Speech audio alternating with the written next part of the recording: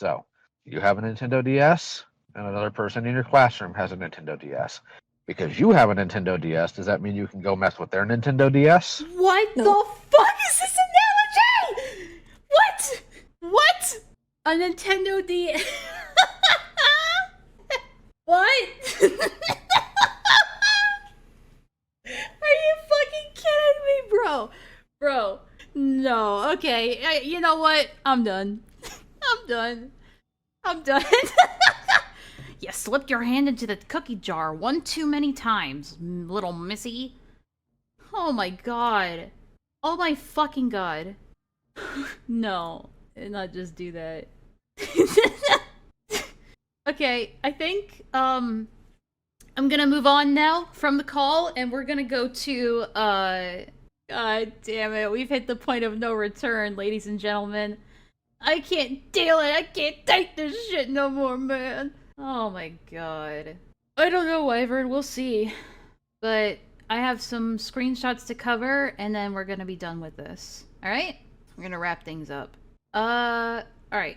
Let me go and grab these. So Bloom sent these to me, and these are between them and Rin. Oh yeah, we got 2 more things to go to. Right, I almost forgot. Right. So, first, the screenshots. Alright. Oh, this is a conversation between... this is between Frick the Pirate and Bloom, who's in my server. So, this was today, I think. Right? Yeah. This was earlier today. So Bloom says, Frick, I'm so fucking livid right now. Frick says, so am I, but what are you livid about? Bloom says, there was a 4+ hour Senate call with Rin and Catslayer, Lyo's new server. I thought Lyo was done with this shit. Frick says, oh yes, I know. That's what I'm livid about. He got me to set it up for him. No, you made the choice to set it up for him. He did not get you to do anything, alright? You chose to do this. Then decided I wasn't fucking privy to any more info about it. Lied to me about what it was. You don't get to be upset here. You've been fucking advocating for this guy for so long. I don't have any sympathy for you. Okay? If he'd been honest, I wouldn't have set it up.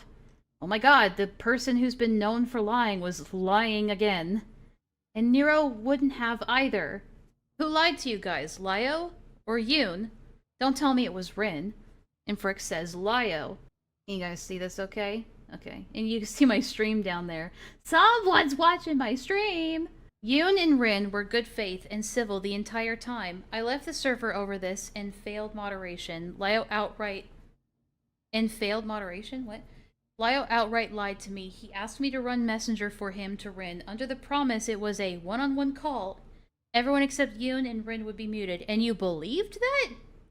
Frick, and you believed that? You're dumb if you believed that. I didn't think the person who's been called out several times for lying would lie to me. Okay. Didn't tell me it was a gallery call. Dude, they could have had a one-on-one call at any time, anywhere. Did you really think it had to be in his new Senate? Didn't tell me he would also be speaking. Yeah. Well, I don't know what you expected. Didn't tell me Ephraim and Susie were allowed to speak. Didn't tell me Heaton would be allowed if she wanted to.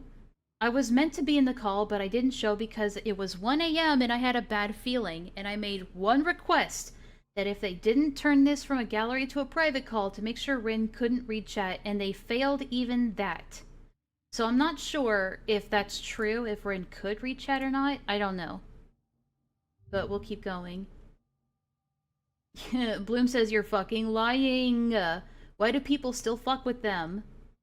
I mean, why did Frick still fuck with them?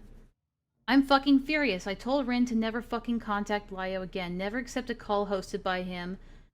I got Goat Cato to pull out and cut him off. It should have been a private call between Rin and Yoon. How the fuck does any of this even make sense to the public? And they show a couple of DMs that I don't think... Oh, right, those are the DMs that we read earlier before the call.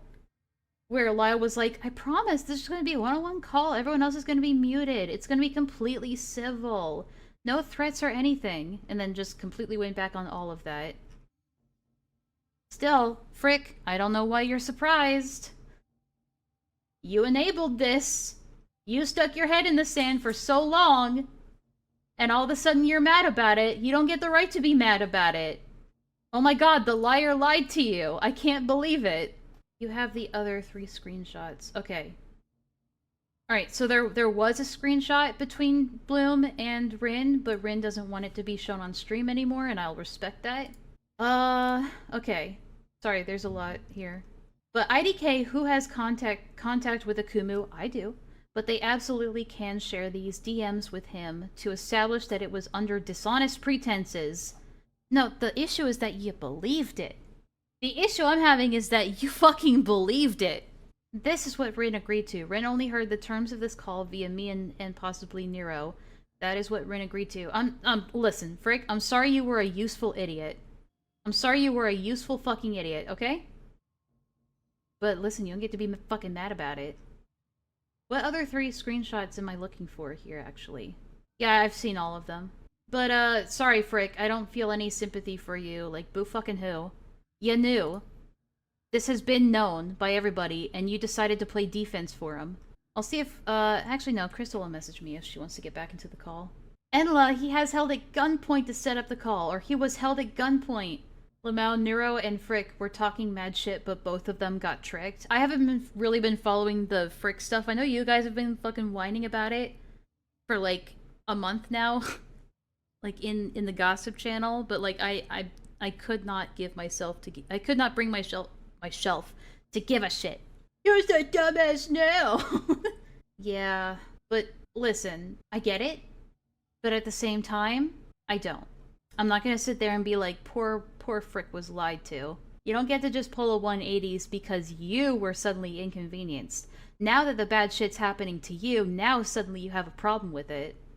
Okay. Alright, there is... I don't think there's any more. I'll check around a little bit and see if there's been any more. Oh, right. Frick the Pirate, I think, made a statement. What? Oh, I am so confused.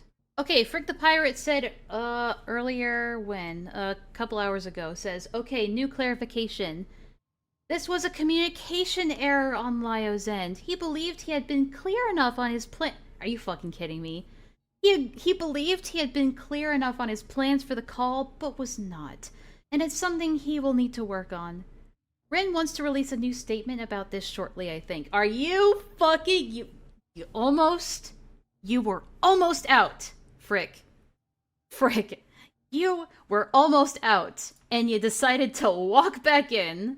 You're kidding me. Okay, so this is from Rin, from today, I think. First of all, Yoon had no intent on Lyo interrogating me like that.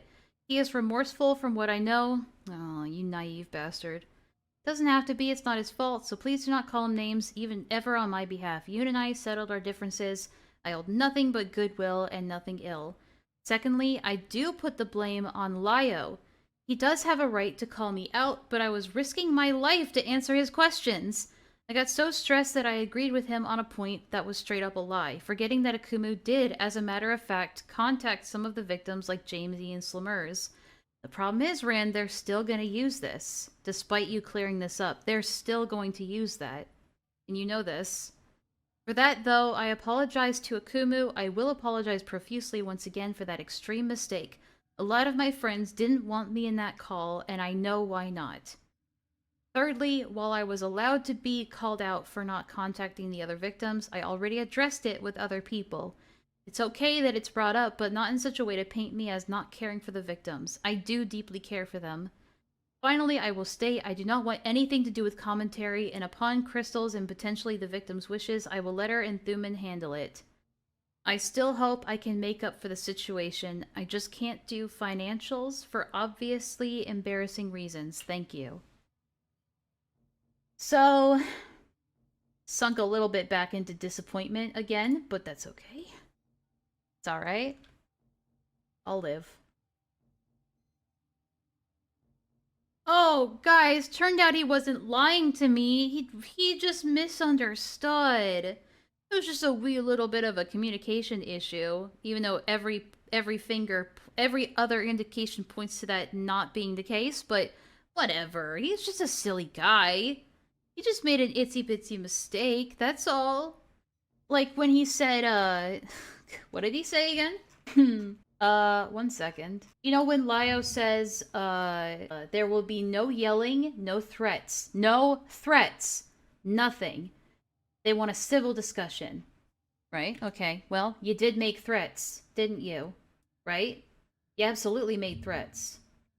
And when you said, is this just a miscommunication when you say, oh, the talking will just be them and Yoon? To be clear, is that not clear enough for you, Frick? Is that not clear enough? You almost had it. You were almost out. And you went back in. You went back in. Come on. Guys, it was just a silly miscommunication. Come on, give him a break. He wasn't being clear enough. To be clear, he wasn't being clear enough. Clearly. He didn't yell, but he certainly made a bunch of threats and emotional manipulation and holding power and authority over Rin's head. But he didn't yell. At least he didn't yell at Rin. The lie detector determined that was a lie. Oh no, it was just a little miscommunication. Frick, I'm gonna give you a little bit of advice. I know you're not gonna take it, but hey, might as well try. Take this as a sign and get out. Get out. This guy can't lie to save his life. I just don't even know why they bought it. You almost had a brain for a second. Sorry. Sorry. Maybe you'll get it next time. Okay. One last thing I want to cover, and this will be a nice way to wind down the stream for tonight. I want to play... Now, this really isn't all that related. It's not really related at all. But I wanted to, just kind of shout out some channels and videos that I like from certain content creators that I think have really cool points to say.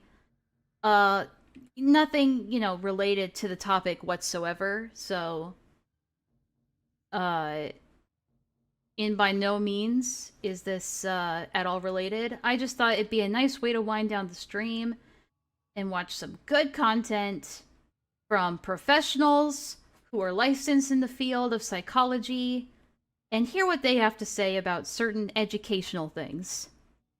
Eggshells. Everyone is typically cutting the narcissistic bully a really wide berth.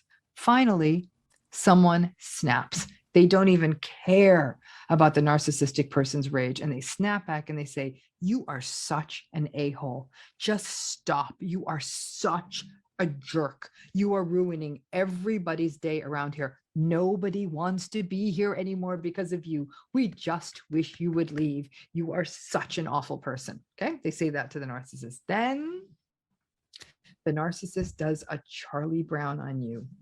Head down, and they start in on, okay, I was just trying to do what people wanted. I spent the whole day trying to make sure I got you guys the right food and the right stuff. I was just trying to help everyone. And you know, I guess it's clear I'm not wanted around here, even though I'm just doing my job. Even though I'm, I feel like you guys are overcorrecting, but it's obvious that nobody, like, wants my opinions around here. After Peaches, shamed me and embarrassed me in that call with Raven, I guess nobody wants me around, huh? And then they may lean into saying things like, oh God, you guys have always been out to get me. I am so good to everyone. Why do you always target me? Okay, if that's what you want. You want me to leave? Okay, I guess I'm going to leave. You want me to stop helping you? Fine, I'll stop helping you. I won't help you anymore. Nobody wants me here. And they may even walk away, right? Oh, I know. You don't want me anymore. You just use me, right? So why don't you all just have a good time without me? And it's always seemed that no, you just expect me to just bring all the stuff and do everything for y'all, but you have more fun when I'm not here. And honestly, none of you understand me. None of you even want to understand me. And then they sort of shamefully walk out of the room, and the whole thing is sort of sad and pathetic to watch, right? And then you, the empathic soul that you are, after seeing that, you want to reach after them and say, listen, okay, I'm sorry, all right? We don't need to do this anymore, right? I was so harsh. It's amazing how quickly you forget how ragey and awful they were just a few minutes ago. No, I listen, I didn't mean to hurt you. You were getting rough on everyone. But we want you to stay, okay? And then they're going to mope a little while longer, and you try even harder to pull them in. And before you know it, the very bully all of you were scared and aggravated about a little while ago is the victim that you are now trying to soothe and appease and make sure everything's okay. It's the ultimate sleight of hand, the switching of the masks, the shape-shifting move that they're so good at. It's the victim bully sequence. Narcissistic folks have this mastered to a magical art form. Vulnerable narcissists tend to be the ones that are the best at it, but every narcissist does it. It's what makes the trauma bond so traumatic. Just when a person hits the breaking point with a narcissistic person, that the rage and all of the invalidation and the berating and the humiliation finally gets to a person, and they take a stand against the narcissist is masterful at playing the sulking, petulant victim. And because most people stuck in narcissistic relationships tend to be pretty good, kind, compassionate, empathic people, they struggle with seeing the sort of the consequences like that leave the narcissist looking so victimized and sad, and they recant. And they find themselves trying to cheer up the victimized narcissist because people who've suffered narcissistic abuse are uncomfortable with that tension, with that conflict. It's a brilliant but sick maneuver by the narcissistic person. In one quick second, they are able to turn the tables from someone actually being really angry with them or upset about them to someone trying to appease them. In many cases, narcissistic people are so good at playing the victim that people tend to forget the bullying sequence that just happened and just focus their energies on making sure that the narcissist is okay. Mm-hmm.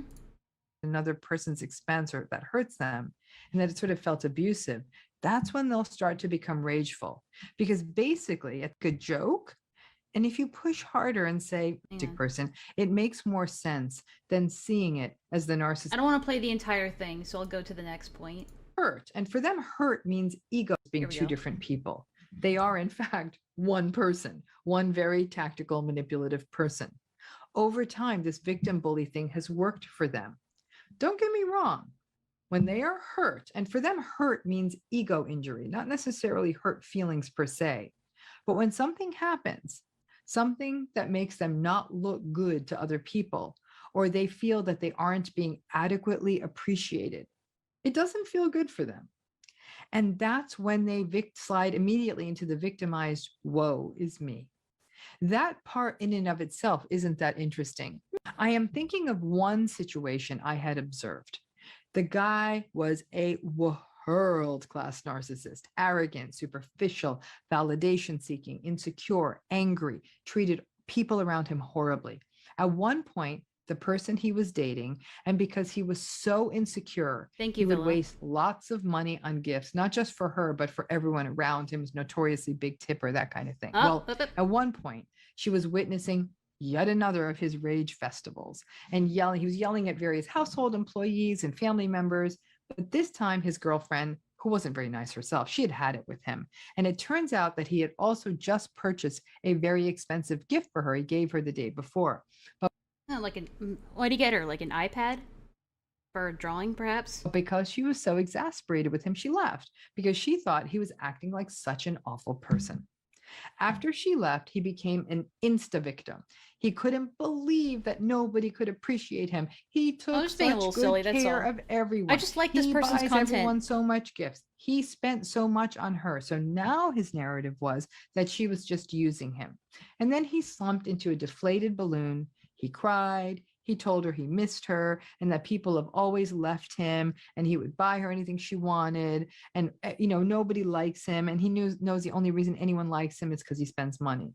Who knows if she came back to him because of the gift or because of him. She claimed she came back to him because she felt so bad for him because he was so pathetic. And she felt guilty, like she was to blame. And as far as I know, I don't have contact with these people anymore. The cycle still continues between these two. They are caught in their trauma bonded dance. He vacillates between bullying and then when people call him out, becoming the victim. And anytime she finds her strength to leave, his victimhood, and I'm guessing the rather expensive gifts that he purchases, pull her back in. All right, there was one more. Let me go find it. Hold on a sec. Let me go find it real quick. Just see it, say it, sorted. Be brave, everyone, and speak up. Please, being quiet, quite. Also, get fuck. Sorry, I have such like a fucking. My brain is melting.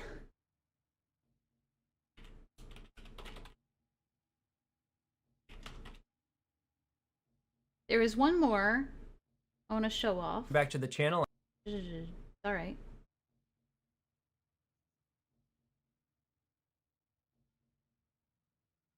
Again, won't play the whole thing, but this is a psychologist doing a role play. Just a silly little role play, a scenario, a little bit of a thought experiment, if you will. This guy's name is Patrick Tihan. He's a really good psychologist who is an expert in this field. And he makes a lot of great videos like this, just putting these things on display in a way that is comprehensive to a lot of people, and some people might recognize in their own lives. Christmas, like we said, and we'll be with you for Thanksgiving. Hang on a sec. Oh, come on, don't flake out on me now, YouTube. We'll be at Mom's for Christmas, like we said, and we'll be with you for Thanksgiving. And Dad, you still haven't met Nicholas, and he's 4 months old now. Well, you got the gift card I sent for him, right? Yeah, we did. We got that last week. Good. Well, you could have sent us a thank you, you know, but I guess you're busy too and all. Yeah, Dad, sorry I didn't. You know, about Thanksgiving, Dad, we'll see. Well, things have been really tough for Betty with her work problems, and I'm all bogged down supporting her in that. You wouldn't believe how hard she works for those people, and she gets such flack from them. People give her such a hard time with all these demands. It's crazy, and it never ends. By the way, have you... So he says in his clinical analysis that what he's doing here is that he's setting up a victim, rescuer, and perpetrator setup here, where Betty, his partner, the narcissist partner, is the victim. He is the rescuer, and the perpetrator is Betty's workplace, where he comes in and has to defend Betty from this awful workplace, and that excuses his behavior, and that just takes up all of his time and all of his thoughts and energy and care. You heard from Mike? I got this call from him last month screaming bloody murder at me about his cell phone. Yeah, I did, Dad. I think you changed the plan and he couldn't get access to the billing people. That's not my problem. He's got way more spare time than I do to take care of these things. And you know what? He's not patient like I am. I keep telling him that, and guess what? He just hung up on me. Just another person lined up to giving me problems. Well, Dad, they cut his service because you're the main person on the plan, and, well, just forget it. Mom put him on her plan, so... But, Dad, Mike is coming to Thanksgiving, and he didn't have the airfare because it's expensive right now and he's still in school, so I just went ahead and bought him the ticket. Do you think you can help me out with that? Absolutely not. Betty and I are on a strict budget because of the condo. He's your brother, and I'm doing my best here with all these bills and getting people gift cards and things. You know, there's always something busy. in life. Besides, why doesn't he go ask your mother's new guy for some help? He seems to be doing pretty well for himself, right?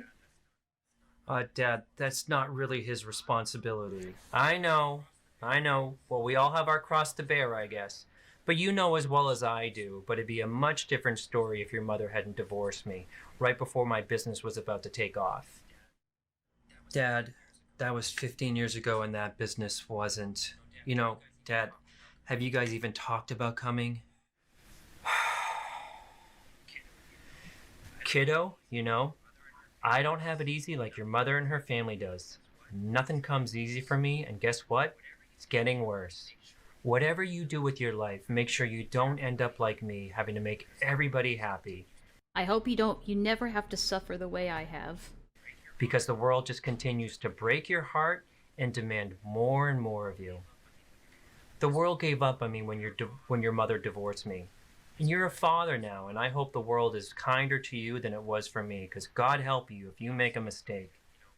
I'm sorry, Dad, and I'm sorry that things are stressful for you and Betty. How about I just check in with you next week and see if you guys have thought about it?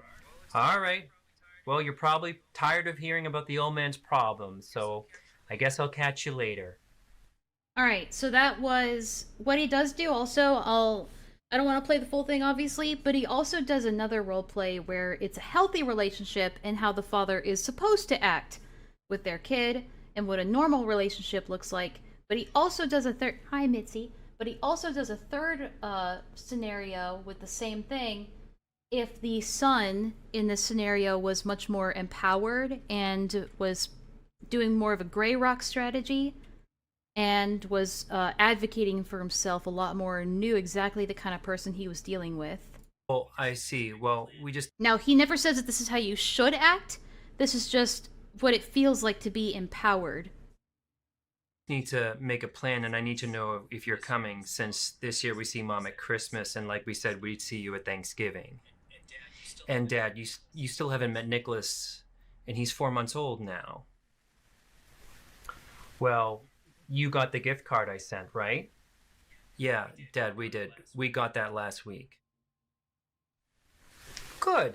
Well, you could have sent us a thank you, but I guess we're all pretty busy, right? Actually, Dad, we are busy. We have a newborn, and you haven't been involved or present in any way for him, so I need you to think before you say something like that, and don't try to guilt trip me into thanking you for a gift card that's 3 months late. Jeez! Wow, well, aren't we grateful? Fine. Well, while you're kicking me while I'm down, you need to know that things have been impossibly tough with Betty and her work problems, and I'm really bogged down supporting her in that. You wouldn't believe how hard she works for those people, and she gets such flack from them. It's crazy, and it's never ending. By the way, have you heard from Mike? I got this call from him last month screaming bloody murder at me about his cell phone. Dad, I need us to focus on if you're coming to Thanksgiving or not.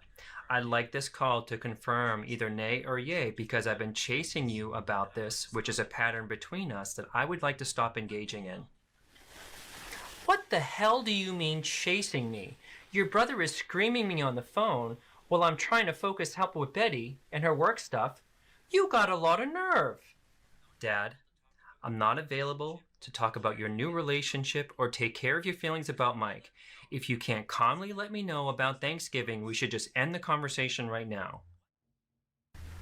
What do you mean chasing me?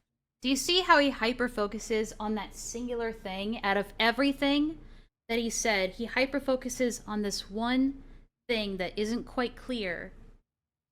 And he brings it up a second time, really insistent on it, to bring the conversation back down from an empowered place to a place where he feels more comfortable arguing about it. Where he could possibly get into semantics or pedantic things. Like, well, do you have evidence of me chasing you?